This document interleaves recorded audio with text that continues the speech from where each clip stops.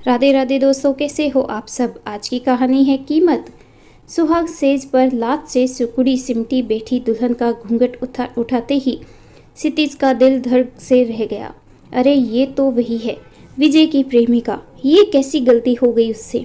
उसकी दीदी ने सौम्या की सूरत और सीरत की इतनी प्रशंसा की थी कि उसने कह दिया, अगर आपको पसंद है तो मुझे उसे देखने की ज़रूरत नहीं है। शादी भी महीने भर के भीतर हो गई, सो टेलीफोन पर बात करने का भी सिलसिला नहीं चल पाया। वैसे भी लड़कियों के मामले में क्षितिज बहुत शर्मिला था। सौम्या उसके बचपन के दोस्त विजय के साथ मेरठ से एमबीए कर रही थी। वही उनकी दोस्ती हुई, पर सौम्या ठाकुर थी और विजय बनिया। इसी कारण सौम्या के घर वालों ने उनके प्यार की भनक लगते ही उसकी शादी की बात शुरू कर दी और सौम्या का कॉलेज छुड़वाकर उसे वापस देहरादून बुलवा लिया। विजय और क्षितिज बचपन से ही एक साथ पढ़े। 12वीं के बाद क्षितिज इंजीनियरिंग करने के खड़गपुर चला गया और विजय ने बरेली में ही बीएससी ज्वाइन कर लिया। पर संयोग से जब दोनों मित्रों की नौकरी नोएडा में लगी तो दोनों फिर एक दूसरे के करीब आ गए।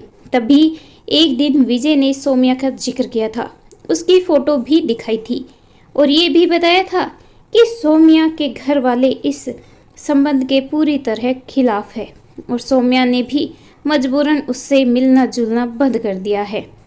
फिर एक दिन दूर से ही उसने क्षितिज को सौम्या को दिखाया भी था, जो किसी कारणवश अपने पापा के साथ नोएडा आई थी। फिर अचानक एक दिन विजय ने सूचना दी कि उसने बेंगलोर की कंपनी ज्वाइन कर ली है, ताकि दूर जाकर नए माहौल में वो सौम्या को भूल सके। इधर उसकी दीदी को फैजाबाद में अपनी सहेली की मौसेरी बहन बहुत पसंद आ गई, जो छुट्टियों में अपनी बहन के यहाँ आई थी और आनंद फानन में उसका भी चटमंगनी पट ब्याह हो गया। विजय ने छुट्टी ने मिलने की असमर्थता जताई थी।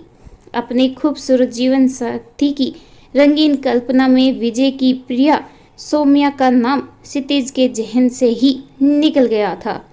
फिर वैसे भी सौम्या का घर का नाम गुड्डी था, अतः दीदी भी यही नाम लेती थी।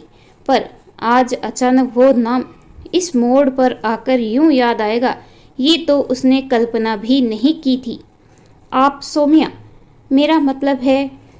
कुछ कहने से पहले ही वो हगला गया।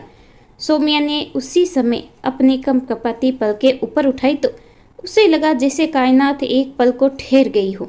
सौम्या वाकई बहुत खूबसूरत थी, पर इससे पहले कि उसकी आंखें उन झील सी आंखों में डूबती वह संभल गया। मेरा मतलब है, ये शादी आपकी मर्जी से हुई है जी। एक पल नाजुक होठ थरथराए पर शीघ्र ही संयत हो गए।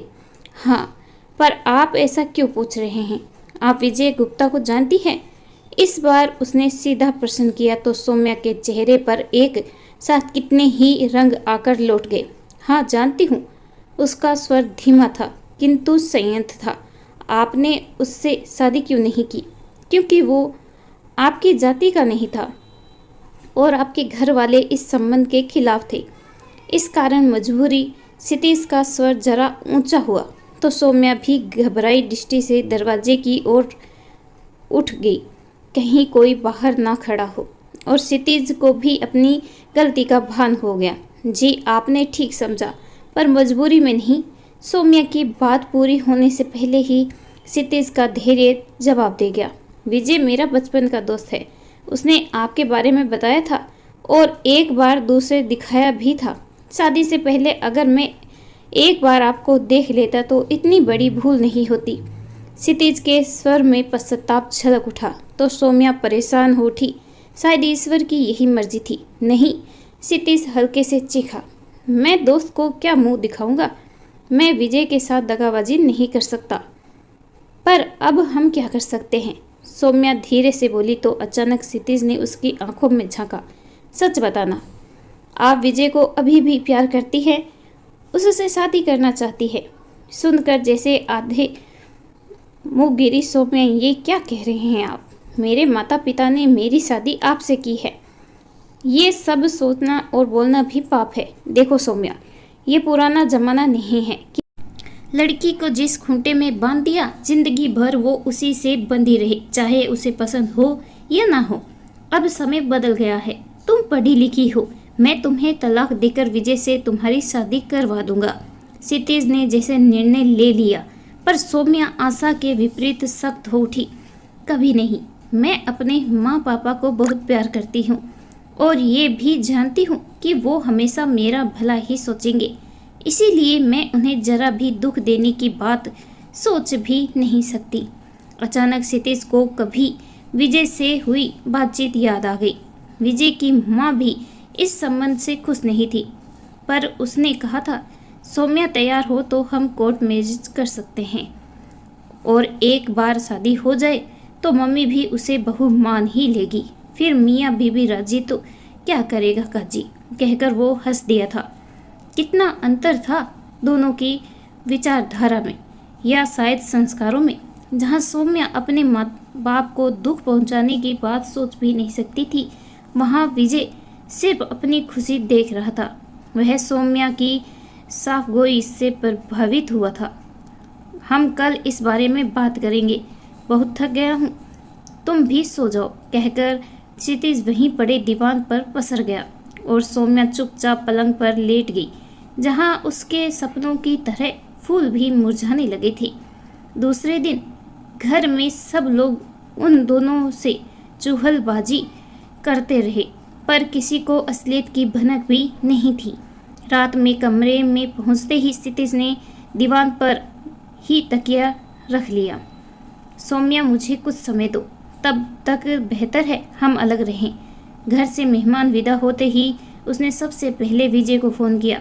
अरे, तुझे अपनी नई नवेली से इतनी फुर्सत मिल गई कि तू अभी से मुझे फ़ोन कर रहा है? विजय ने हंसते हुए पूछा। हाँ, और ये तो बता भाभी कैसी है? तेरे सपनों की चौखट में तो फिट बैठी ना? डेटिंग के इस युग में तूने बिना देखे शादी कर ली।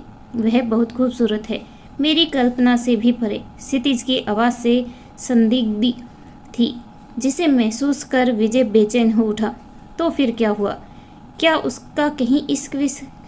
जानते हो विजय, जब मैंने उसका घूंघट हटाया तो वो चेहरा कौन सा था? पहली मत बुझा, साफ बता। विजय थोड़ा उकता गया। सौम्या का। क्षितिज का स्वर बर्फ सा ठंडा था, पर विजय का पांव जैसे अंगारे पर पड़ गया।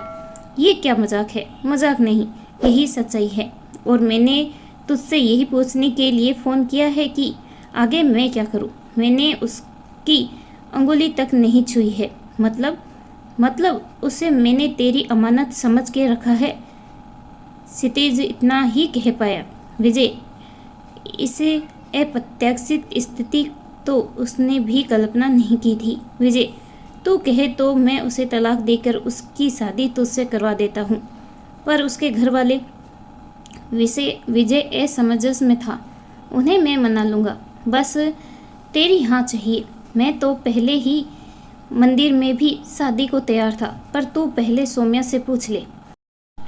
ठीक है, कहकर क्षितिज ने फ़ोन काट दिया। रात में बिना किसी लाग लपेटे के उसने सौम्या से सीधा प्रश्न किया, तुम विजय से शादी करोगी? नहीं। आशा के विपरीत उसने भी सीधा उत्तर दिया तो क्षितिज ने उसके दोनों कंधे पकड़ उसकी आंखों में झांकते हुए उससे सच उगलवाना चाहा।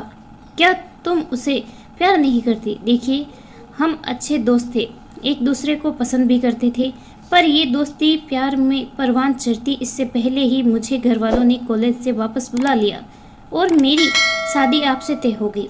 सौम्या की बात में सच्चाई झलक रही थी। पर तुम क्या चाहती थी? क्षितिज अभी भी दुविधा में था। मेरे माँ बाप का आदेश मेरे लिए सर्वोपरि है। मैं उनकी बेटी हूँ, और अगर मैं उनको धोखा दे सकती हूँ तो फिर मैं किसी को भी धोखा दे सकती हूँ। सौम्या का स्वर थोड़ा सख्त हो गया, पर क्षितिज अभी भी संतुष्ट नहीं था। पर कहीं तुमने सिर्फ उनका मन रखने के लिए तो मेरे साथ 7 फेरे नहीं लिए? नहीं, क्योंकि मुझे मालूम है मैं एक बार भावनाओं में बहकर गलत कर सकती हूँ। पर मेरे माँ बाबूजी हमेशा मेरे लिए अच्छा करेंगे। मेरा विजय से दोस्ती के अलावा कोई संबंध नहीं रहा, पर फिर भी अगर आपको शक हो तो आप मुझे बेशक सजा दे सकते हैं, पर भगवान के वास्ते तलाक का नाम मत लीजिए।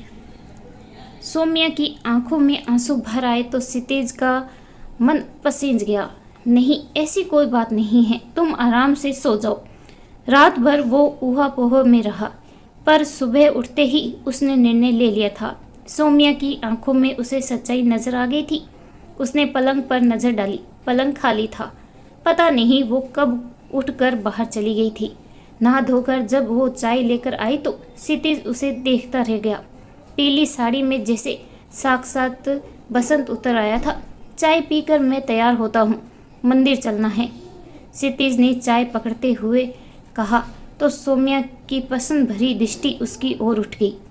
ईश्वर का आशीर्वाद लेकर ही तो हम अपना दाम्पत्य जीवन शुरू करना है, क्षितिज ने मुस्कुराकर कहा तो सौम्या का चेहरा खुशी और लाज के सिंदूर से नहा उठा। उसके संस्कारों की कीमत उसे मिल गई थी। इस कहानी के बारे में आपकी क्या राय है, कमेंट करके ज़रूर बताइएगा। कहानी अच्छी लगे तो please like share and subscribe करना बिल्कुल ना भूलें। धन्यवाद।